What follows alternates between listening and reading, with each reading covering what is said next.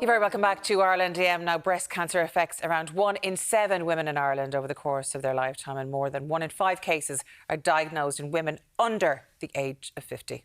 Aisling, Muckian and Áine, Mallie are sisters who found themselves facing breast cancer together, and they're joining us now alongside Dr Sonja Bobart to share their story. You're very welcome. Thank you very much for joining us. Aisling, I'll start with you. Take us back 31 years of age, fit, healthy, and to then be diagnosed with breast cancer. Just obviously a massive shock. It's not something I thought would be part of my life. Obviously, I'm sure everybody feels that way, but certainly not at my age. And like that, I was perfectly fit. I was exercising, I was eating healthy, I was working 9 to 5. I have 2 little kids. You know, everything was kind of normal, I suppose. And then when I found the lump, I still didn't think anything of it. I thought it was just either a wee cyst or muscle related. Genuinely thought nothing of it. My GP didn't really think anything of it, but she red flagged me anyway, just as a precaution. And even when I was told, it didn't really sink in. Even now, when I look back on, obviously we're kind of 1 year on now, it still doesn't feel real, you know. But I suppose you felt a lump. Symptom-wise, that's the only thing you had, but to be diagnosed with stage 3 as well, which is obviously more advanced, an utter shock, as you said. But had you any indication that you were a carrier of the BRCA gene, of course, anyone in your family? There was no history in your family of breast cancer up to that? So there wasn't when I was originally diagnosed. Now, looking back, it went back, what was it, 35, 40 years. In my dad's side, there was breast cancer, but it's not something that was talked about, you know, and it's not anybody's fault. It was just, you know, we were told, obviously, they passed away from cancer, but what was relevant was that their primary was breast cancer. Unfortunately, by the time I think they were in hospital, it had progressed, so nobody ever really talked about what was the primary, which was obviously important. Sonja, what is the BRCA gene for people who don't realise? Yeah, so the BRCA gene, I suppose, is a gene that actually helps to repair any cellular damage. So it creates these proteins that help to protect it. But if there is a mutation in the BRCA gene, so BRCA gene 1 or 2, it makes us more of an increased lifetime risk of developing certain types of cancers. So that would be like breast, ovarian, prostatic, as well as pancreatic cancer. Áine, you had to watch your sister go through a diagnosis, and then you found your own lump. Did you immediately think, okay, this is cancer? I hoped not, but I did, to be honest. That's where I differed from Aisling. Aisling maybe spent a couple of weeks thinking that everything was all right, whereas because when I found my lump, it was literally 2 weeks after Aisling's diagnosis. So I did automatically think, oh my goodness, this could be the same. I actually went that weekend and asked Aisling, could I feel hers?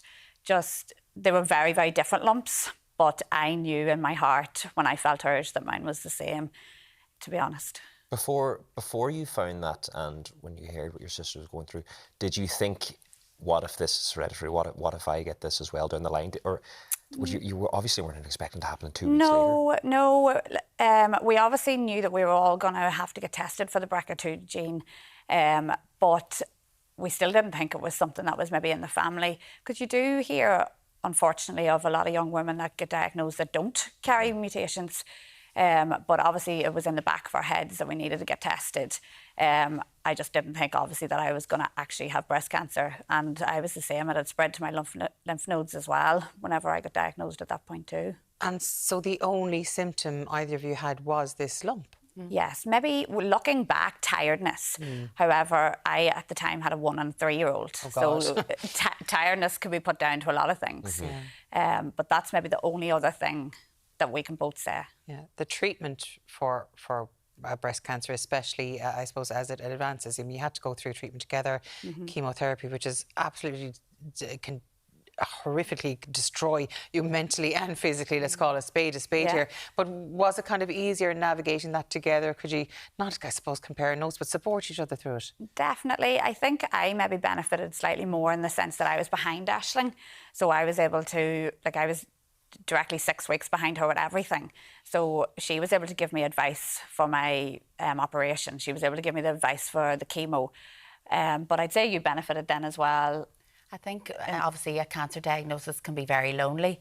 And one silver lining was that we went through it together, you know, and it, I suppose, reduced that loneliness side of it.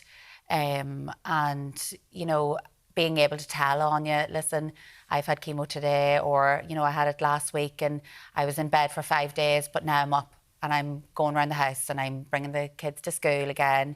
And to be able to tell her, like, it's going to be okay in a week. Just get through that week, rest, lie in bed, take whatever you need, but I promise it's going to be okay. So I felt like that was even help to me to be able to help my sister in a way. Because you're encouraging each other to fight at that point. Of course, someone in your corner the entire time, because you know what each other is going through. Yeah. Doctor, for women watching around the country and around the world, what signs should they look out for, be wary of? It's not always a lump, is it? Exactly, so it's not always a lump, and as Aisling and Áine did, they checked themselves. So lumps can be in under the armpit, above the collarbone, within the breast, but also look at your skin changes. So is there any changes in terms of a rash, any redness, any heat that could be in either breast? Look at the breast in terms of the size, compare one breast from the next. Are they the same? Look at the nipple. Is there any discharge, retraction, any eczema type sensation within the nipple? So anything that looks abnormal, get checked. And sometimes people do have a slight discomfort, not necessarily pain, but if you've got slight discomfort, always get that checked, because lumps aren't, as Aisling and Áine said, they weren't painful. They were painless. And that's sometimes a suspicious sign. And as well as that, I suppose, traditionally, back years and years ago, it was seen as an older woman's disease, but more and more younger women are being diagnosed with this. I mean, is it the fact that there's more screening now, or is it presenting itself earlier? Exactly. I think a combination of both. And the most important thing, as you said, everyone should be checking monthly, whether it's young women, young adults, men, and menopausal women should all be checking. So menopausal women check, I always say, feel it on the first, so men and women. And if you're menstruating, women check 7 to 10 days after your period starts, because only you know your breast and you only know the abnormality that can be there. I feel very left out, because everyone on this couch has taken part in the very pink run. You go with me next week. Listen, if I could go, I would go. But it must be incredible what you've been through, how hard you fought to be there next week and taking part in that. Definitely feels to be at this point, and even to look back now, I'm getting the 1 year on memories on my phone, and to look back and go, oh wow, that's what was happening this time last year. You know, unfortunately my hair was falling out this time last year, so to be now taking part in such a big event for Breast Cancer Ireland next Saturday, and I hope to run the 10 kilometres as well. And you know, a big thing for me when I was diagnosed with cancer was losing that. You know, I was big into fitness and strength training and running, and that was a big hit to me to maybe not be able to do that. So you can imagine, obviously, while I'm training to run next Saturday, the achievement from even myself to be at that point is... I'm telling you now, I will not be running. I call it the very pink, walk very fast. Walk like you're late to mass is what I do, because it's not a hole for me. Will we walk it? Yes, this is where me and Aisling will massively differ. Aisling will run the 10k, I'll walk the 5k. I think that's what's special about that event. We're all laughing, joking, but walk, run, crawl, taking part in that is what's amazing, and people all over the country and all over the world are, so it's an incredible thing. You can even do it virtually if you want to. I mean, there's one in Dublin next Saturday. There's Cork as well, Kilkenny. I know that all the details are on the website, but what I love about it is they'll have you, but your friends will be there, won't they? Your family will be there. There'll be people cheering you on, and you've got people who've sadly lost people like myself to breast cancer who are going to be there, and you've just supporters. And I mean, it's so cute that you've got dads and sons and daughters and dogs dressed up. It's the community spirit at it is absolutely amazing, though, isn't it? Yeah. That you get from people, the support. And that's the big positive that we've took from this over even the last year, is the sense of community and how people have been so behind us and so good to us. Yeah. Well, we wish you all the best next week. I want to see under an hour 10K from you. Excuse me, once upon a time I ran a 10K in 50 minutes. Well, then it should be easy. Well, about 15 years ago, I won't be doing it again. Thank you so much, all of you, for joining. I'll see you all next week. Yes.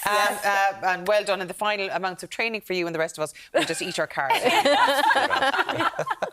Right, there's lots more still to come on Ireland Day. We'll be right back.